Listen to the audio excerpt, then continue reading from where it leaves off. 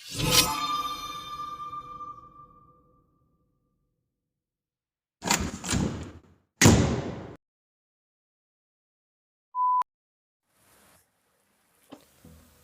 bro, gua mau unboxing barang pesanan gua bulan lalu. Ini BM800 buat YouTube pemula. Barangnya udah lama kesimpan guys, jadi udah kotor. Hari ini tanggal 13 Februari 2020. Sedangkan barangnya gua terima tanggal 30 Desember 2019. Berarti barang ini udah di tangan gua sebulan lebih ya, dan udah kotor banget.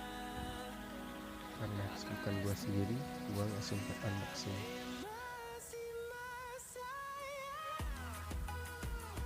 Untuk bungkasannya bagus, rapi, packingannya lumayan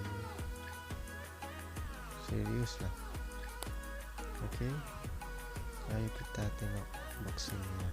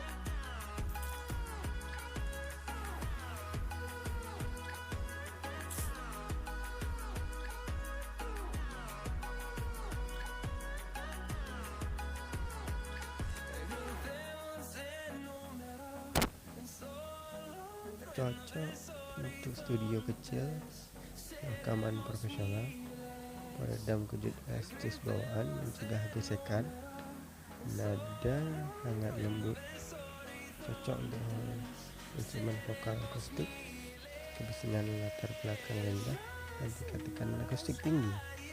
Wow, ini poin-poinnya.